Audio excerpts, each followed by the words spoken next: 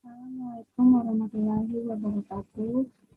Perkenalkan, nama saya Tiara Puji Lestari dengan antara C1202103. Ini saya akan membuat video UTS pada mata kuliah akuntansi keuangan 1. Di sini saya akan membahas tentang bab 4, yaitu laporan posisi keuangan dan laporan arus kas. Baik, yang pertama itu laporan posisi keuangan. Nah, laporan posisi keuangan ini secara umum kegunaannya adalah untuk menilai resiko-resiko entitas dan arus kas masa depan. Tujuan pengguna laporan keuangan menggunakan laporan keuangan ialah untuk mengevaluasi struktur pendanaan, menganalisis likuiditas, menilai solvabilitas, dan menilai fleksibilitas keuangan. Nah, elemen laporan posisi keuangan itu sendiri terdiri dari aset, liabilitas, dan ekuitas. Gimana tuh? Aset merupakan sumber daya yang dikuasai oleh entitas sebagai akibat dari peristiwa masa lalu dari mana manfaat ekonomi di masa depan diharapkan dapat diperoleh entitas. Nah, yang kedua itu adalah liabilitas. Nah, liabilitas itu merupakan kewajiban entitas pada masa kini yang timbul dari peristiwa masa lalu.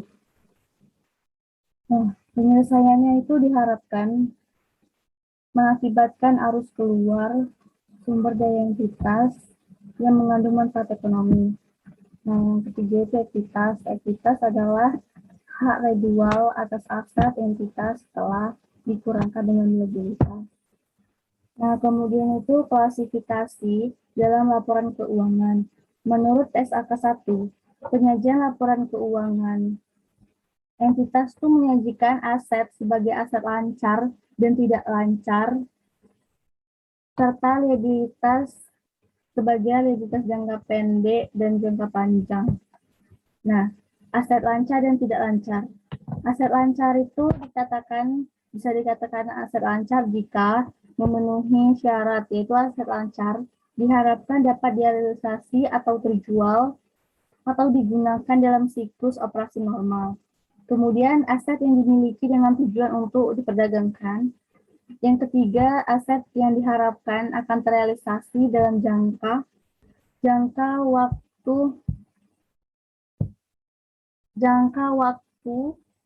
12 bulan setelah periode pelaporan. Kemudian berupa kas atau setara kas kecuali yang dibatasi pertukaran atau penggunaannya untuk menyelesaikan liabilitas sekurang-kurangnya 12 bulan setelah pelaporan. Kemudian aset tidak lancar. Aset tidak lancar adalah aset yang tidak memenuhi definisi aset lancar.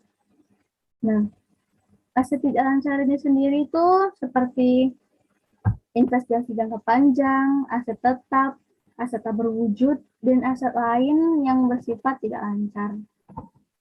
Nah, kemudian itu liabilitas, yaitu liabilitas jangka pendek dan liabilitas jangka panjang. Nah, liabilitas jangka pendek itu, entitas itu sendiri mengklasifikasikan liabilitas sebagai liabilitas jangka pendek itu jika satu, liabilitas itu dapat diharapkan akan diselesaikan dalam siklus operasi normalnya. Kedua, liabilitas yang dimiliki untuk tujuan diperdagangkan. Ketiga, liabilitas itu jatuh tempo untuk diselesaikan dalam jangka waktu 12 bulan setelah periode tersebut atau periode pelaporan.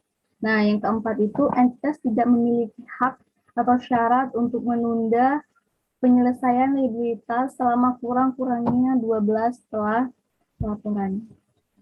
Nah, kemudian tuh liabilitas jangka panjang. Nah, liabilitas jangka panjang tuh biasanya termasuk satu, liabilitas yang berasal dari pembiayaan seperti penerbitan obligasi, utang sewa guna usaha, dan utang bank jangka panjang seperti penerbitan obligasi. Nah, kedua, liabilitas yang berasal dari kegiatan operasi entitas seperti kewajiban pensiun. Nah, yang ketiga itu liabilitas yang tergantung pada terjadi atau tidak terjadinya suatu peristiwa di masa depan seperti provisi untuk kewajiban garansi. Dan selanjutnya tuh informasi minimum dalam laporan posisi keuangan. Nah, itu seperti aset tetap, properti investasi, aset tak berwujud, aset keuangan, informasi investasi dengan menggunakan metode ekuitas, persediaan, piutang dagang, dan piutang lainnya. Kas dan setara kas, aset yang diklasifikasi yang dimiliki untuk dijual, utang dagang dan utang lainnya, provisi, liabilitas keuangan, liabilitas dan aset untuk pajak ini, liabilitas dan aset pajak tangguhan, liabilitas yang termasuk ke dalam kelompok lepasan, kepentingan non pengendali atau sebagai bagian dari aktivitas, modal saham cadangan yang dapat didistribusikan kepada pemilik entitas induk. Nah, kemudian itu ada format laporan posisi keuangan. Nah, PSAK tidak mensyaratkan format tertentu untuk menyajikan laporan posisi keuangan. Nah, secara umum ada dua bentuk laporan posisi keuangan yang bisa diikuti oleh entitas, yaitu bentuk akun atau akun form dan bentuk laporan atau report form. Kemudian itu ada pengungkapan laporan posisi keuangan. Yang pertama itu piutang, persentase, dan aset tetap. Nah, kemudian masuk ke laporan arus kas. Nah, laporan arus kas itu merupakan laporan yang menyajikan informasi tentang arus kas masuk dan arus kas keluar dan secara kas atau suatu entitas untuk suatu periode tertentu. Nah, tujuan utama dari laporan arus kas ini adalah untuk menyajikan informasi tentang perusahaan arus kas dan setara entitas selama satu periode yang diklasifikasikan berdasarkan proses operasi, investasi, dan pendanaan. Nah, ada beberapa informasi yang berguna bagi investor dan kreditor. Yang pertama itu mengevaluasi kemampuan entitas. Yang kedua, mengevaluasi struktur keuangan entitas. Yang ketiga, memahami pos yang menjadi selisih antara laba dan rugi periode berjalan dan arus kas neto dari kegiatan operasi. Yang keempat, membandingkan kinerja operasi antar entitas yang berbeda. Kelima, memudahkan pengguna laporan untuk mengembangkan model untuk menilai dan membandingkan nilai arus kas masa depan antara entitas yang berbeda. Kemudian kas dan setara kas. Kas itu terdiri dari saldo kas dan rekening giro yang tercakup dalam arus kas adalah yang termasuk juga setara kas.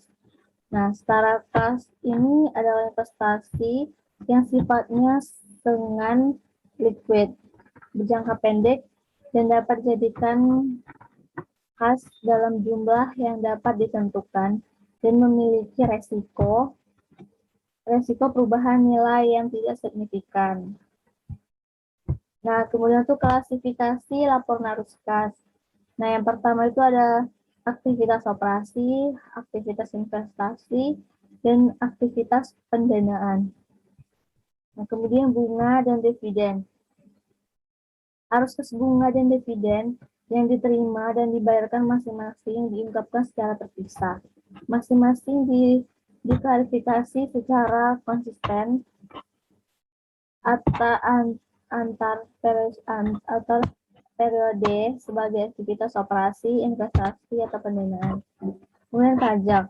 SA kedua mengatur bahwa arus kas yang berkaitan dengan pajak, penghasilan diungkapkan secara terpisah dan diklasifikasikan sebagai arus kas dari investasi aktivitas operasi kecuali dapat spesifik diidentifikasikan sebagai investasi. Kemudian itu ada penyusunan laporan arus kas. Nah, dalam penyusunan laporan arus kas ini ada beberapa. Yang pertama itu arus kas dalam aktivitas operasi.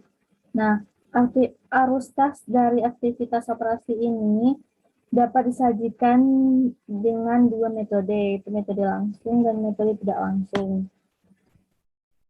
Nah, kemudian itu ada arus kas dari aktivitas pendanaan. Nah, penggunaan laporan keuangan memerlukan informasi arus kas dari aktivitas pendanaan untuk mengetahui informasi tentang perubahan struktur modal entitas. Kemudian itu pos khusus penyajian neto. Nah, arus kas operasi, investasi dan pendanaan dapat dilaporkan secara neto hanya berlaku untuk dua kondisi. Yang pertama, penerimaan dan pengeluaran kas untuk kepentingan pelanggan. Yang kedua, penerimaan dan pengeluaran kas untuk pos-pos dengan perputaran cepat, jumlah yang besar, dan jangka waktu yang singkat. Nah, kemudian arus kas dari aktivitas investasi. Nah, informasi ini tuh relevan bagi investor karena informasi perubahan aset-aset jangka panjang memberikan informasi tentang kapasitas operasi dan potensi laba yang dihasilkan dan arus kas di masa depan. Kemudian yang ada arus kas dalam mata uang asing. Entitas mengakui transaksi kas yang berasal dari transaksi mata uang asing dibukukan dengan menggunakan kurs mata uang asing pada saat transaksi arus kas. Keuntungan dan kerugian yang belum direalisasikan yang timbul akibat perubahan nilai tukar mata uang asing bukan merupakan arus kas. Nah, kemudian itu pengungkapan laporan arus kas. Nah, menurut PSAK 2 direvisi pada tahun 2009, laporan arus kas bahwa transaksi investasi dan pendanaan yang tidak memerlukan penggunaan kas dan setara kas tidak termasuk ke dalam laporan arus kas. Nah, transaksi tersebut contohnya tuh seperti perolehan aset secara kredit atau melalui sewa pembiayaan.